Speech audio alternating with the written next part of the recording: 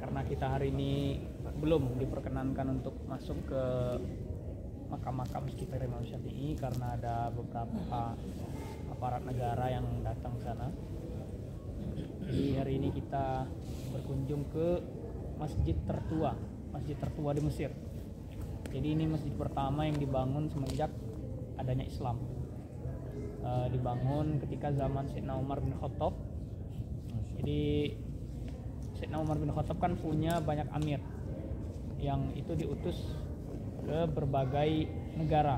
Nah, salah satu yang diutus ke Mesir itu adalah Panglima Amr bin As, salah satu sahabat Nabi juga. Itu diutus untuk fath. Jadi istilahnya itu fath, pembebasan, bukan perang.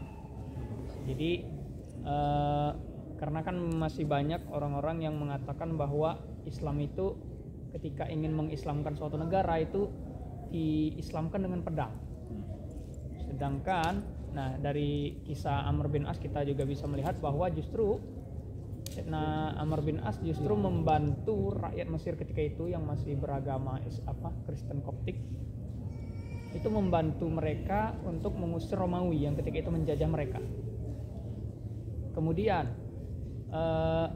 ketika di zaman Sayyidina Amr bin As itu masyarakat Mesir itu dibiarkan beribadah setelah pembebasan Mesir selesai. Masyarakat Mesir diberi kebebasan apakah mereka ingin memeluk agama Islam atau ingin beribadah sebagaimana agama mereka terdahulu. Nah, jadi mereka yang menghuni Mesir dulu itu rata-rata Kristen Koptik.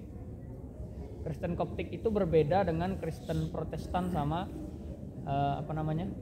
Katolik. Nah itu cuma kita ini nggak perlu panjang lebar di masalah tiga corak agama itu. Kemudian ketika Sayyidina Amr bin As datang ke Mesir kan penuh dengan asar-asar Fir'aun, peninggalan Fir'aun yang patungnya raksasa, patungnya banyak di mana-mana. Tapi tidak ada satupun Sayyidina Amr bin As bersama tentara-tentara Islam ketika itu yang menghancurkan patung. Dari sini kan kita bisa melihat gambaran bagaimana para sahabat dulu memahami hadis yang katanya kita nggak boleh mempunyai surah, tidak boleh mempunyai gambar. Yang dalam redaksi itu kan berbagai macam redaksi di dalam hadis. Nah itu kan kalau kita melihat di dekade-dekade belakangan itu kan dikatakan bahwa ketika kita mengambil surah yang dimaksud adalah surah foto yang di HP sekarang itu hukumnya haram. Sedangkan yang dimaksud di dalam hadis adalah surah yang berbentuk, memiliki bayangan dan ilahnya adalah untuk disembah. Jadi ketika sudah nggak disembah, nggak ada lagi, makanya ketika itu para sahabat itu lebih paham bagaimana cara memahami hadis baginda Nabi. Mereka adalah orang-orang yang melihat baginda Nabi. Nah, nggak ada satupun asar Fir'aun, peninggalan Fir'aun itu yang diruntuhkan. Bahkan sampai hari ini kalau diberi kesempatan lagi Bapak Ibu semuanya, itu apalagi di daerah Aswan, daerah Fayyum, di daerah Armenia itu masih banyak semua asar-asarnya. Bahkan yang sekarang itu di museum-museum sudah ada semua itu dipindahkan. Ala kulli hal kita kembali ke Masjid Amr bin As. Itu beliau penaklukan Mesir itu, pembebasan Mesir itu tahun 20 Hijriah. Jadi di masa Sayyidina Umar bin Khattab menjabat sebagai Khalifah Al-Muslimin. Kemudian pada awal tahun 2001 Hijriah, tepatnya pada 23 Muharram, itu para sahabat mulai membangun masjid. Karena itu sudah menjadi sebuah sunnah ya terserah mau diartikan apa, semuanya sah. Mau sunnah Rasul juga tepat diartikan, mau sunnah secara anjuran juga boleh. Karena baginda Nabi itu ketika telah hijrah dulu, yang pertama kali dibangun apa? Masjid. Makanya para sahabat itu ketika setelah membebaskan suatu negeri, mereka akan terlebih dahulu membangun masjid. Karena disitulah nanti tempat berkumpulnya para umat Islam. Disitulah tempat sholat, disitulah tempat bermusyawarah, disitulah tempat ada beberapa ahlus suffah kalau di Masjid Nabawi itu tempat santri-santrinya tinggal. Jadi masjid itu dulu itu bukan hanya sebagai tempat ibadah, banyak berbagai macam kegiatan dilaksanakan di masjid. Bahkan di Masjid Al-Azhar sendiri itu dulu Bapak Ibu adalah tempat tinggalnya santri-santri Al-Azhar. Jadi dulu itu sebelum santri Al-Azhar tinggal di luar masjid, itu tinggalnya dulu di dalam masjid. Nah, mereka menghuni sebuah ruangan namanya riwak. Riwak kalau di Indonesia itu mudahnya asrama. Nah, jadi di dalam di Timur Tengah itu ada khazanah sendiri di dalam membangun masjid. Misalnya di Masjid Amr bin As. Jadi riwak itu ada dua istilah. Istilah untuk arsitektur sama istilah untuk asrama. Asrama tadi kita udah tahu. Kalau riwak untuk arsitektur ini kan tiang memanjang dari sana sampai ujung sana, itu satu riwak. Nanti ini riwak kedua, riwak ketiga, dari sini 1, 2, 3 hingga seterusnya. Nah, kalau yang sebelah kiri kanan maka riwaknya gini. Itu 1 riwak, 2 riwak, 3 riwak. Nah, itu. Kemudian masjid-masjid di daerah barat Mekah, daerah Hijaz, itu rata-rata menganut sistem yang dibawa oleh orang-orang Maghrib. Jadi Maghrib itu ketika membangun masjid, mereka akan membangunnya ada sohan di tengah. Sohan itu kayak selasar. Kalau di bahasa Indonesia kan itu selasar. Jadi ada sebuah ruangan, di tengahnya ada ruangan terbuka. Karena dulu belum ada kipas angin.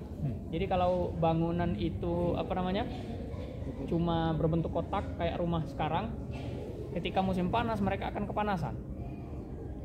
Nah gitu. Dan ketika musim dingin mereka nggak dapat sinar matahari, lebih tambah dingin karena pengap. Makanya ada sohan. Nah kemudian di sohan itu nanti ada sabil sama midoah. Itu dijadikan di satu tempat. Sabil itu untuk minum karena dulu belum ada keran. Jadi pernah melewatin ini enggak ya? Suar Majrul Uyun. Oh tadi ketika kita muter itu kan ada kayak benteng itu sebelum kita masuk ke makam yang jalan tikus. Itu kan ada suar itu. Nah itu dulu itu namanya Majrul Uyun. Jadi dulu itu memanjang kalau kita terus tadi kan belok karena kita lurus sini dia belok ke sini. Nah itu Majrul Uyun namanya, tempat mengalirnya air. Jadi nanti ada Nil kilometer itu nanti yang mengangkut air dari Sungai Nil, kemudian dialirkan melalui benteng tadi Majrul Uyun. Nah kemudian dialirkan ke masjid-masjid seperti sekarang. Nah sabil itu untuk minum. Sabil untuk minum dan midoah itu untuk tempat mengambil air wudhu. Nah itu makanya itu sistemnya kayak gini, mengikuti ala Maghrib. Tapi kita kembali dulu di awal bahwa Masjid Amr bin As dulu kecil di tempat kita sholat tadi. Jadi hanya 30 meter ukurannya di awal-awal dulu. Karena kan penduduk juga belum banyak. Jadi masjidnya cuma berukuran 30 meter. Kemudian akhirnya pada perkembangan zamannya itu masjid-masjid terus direnovasi hingga sampai sekarang itu. Ini renovasi terbesar itu adalah renovasi di masa Khidr atau di masa Utsmaniyah. Nah, yang di dalamnya ada masa Khidr. Kemudian pas corona kemarin ini kembali direnov dalam artian dibersihkan, diganti lampu-lampunya, lentera-lenteranya diganti. Ini sebenarnya baru buka 2 tahun ya? Atau setahun yang lalu? Ya, habis corona. Dan saya semenjak corona juga baru menginjakan kaki juga di sini. Udah lama dan bentuknya benar-benar berbeda. Dulu itu masih masih banyak debu-debu gitu. Nah, sekarang sudah mulai kelihatan bagus. Nah, lentera ini juga sudah kita jelaskan ketika di Syekh Khalid, masih sama sistemnya dulu, tapi lenteranya masih coraknya masih ini. Disamain. Meskipun sekarang pakai lampu. Kemudian ini dulu masjid ini namanya adalah masjid, selain Amr bin As itu dinamakan Masjid Al-Atiq. Ada juga yang menyebutnya sebagai Tajul Jawami'. Ada juga yang menyebutnya sebagai Al-Jami' As-Sufla. Maksud Al-Jami' As-Sufla ini adalah masjid bawah. Jadi Mesir ketika itu di zaman Ibnu Tulun itu hanya punya 2 masjid jami, Masjid As-Sufla sama Masjid Al-Ulia. Al-Ulia itu adalah masjid jami Ibnu Tulun yang di daerah Sayyidah Nafisah. Nah, kemudian ini Jami As-Sufla, masjid bawah. Di sinilah dulu tempat Imam Syafi'i ketika beliau datang ke Mesir mengajar. Jadi beliau tempat mengajarnya beliau bolak-balik itu. Nah, di sini dari Qorofah ke sini. Setiap hari. Kalau kita semua membaca manaqib Imam Syafi'i itu, beliau itu mengajar itu dari subuh sampai Isya. Dan di dalam berbagai fan keilmuan. Misalnya paginya tafsir, kemudian Quran, kemudian fikih, kemudian hadis, begitu seterusnya. Kemudian ini dulu kan masjid ini kan di sekitarnya itu ada rumah para sahabat. Salah satunya sahabat Amr bin As itu sendiri beserta keluarga. Nah, sahabat Amr bin As ini kan kita juga tahu perpolitikan inilah di zaman itu, bahwa beliau itu termasuk orang yang paling diincar. Pertama diincar Romawi, kedua diincar ya karena perpolitikan para sahabat. Ala kulli hal yang perpolitikan Romawi, akhirnya beliau ketika wafat itu dimakamkan diam-diam. Karena apa? Dikhawatirkan ketika itu banyak makam-makam para sahabat yang ketika diketahui makamnya itu dibongkar. Ya, dendam apalah gitu, kadang disalib, kadang diapa, seperti yang terjadi pada jasadnya Imam Zaid bin Ali Zainal Abidin. Kemudian yang Amr bin As sampai sekarang itu para sejarawan itu nggak ada yang ittifaq, nggak ada yang sepakat di mana makam beliau yang asli. Ada yang mengatakan di sini, ada yang mengatakan di Sayyidina Uqbah bin Amir dan lain sebagainya. Tapi yang pasti itu ada makam anaknya Abdullah bin Amr bin As. Makamnya di ujung sana. Itu kan ada kayak satir itu. Nah, itu satir. Nah, itu makam Abdullah bin Amr bin As. Salah satu perawi hadis juga, termasuk kalau bahasanya itu Ubaidillah. Kemudian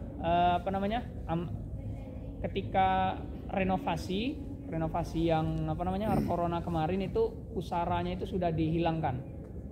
Pusara itu ini ya, kayak nisan tinggi itu sudah dihilangkan. Jadi sekarang itu udah datar, tapi itu ma'ruf, makanya dikasih satir kayak gitu.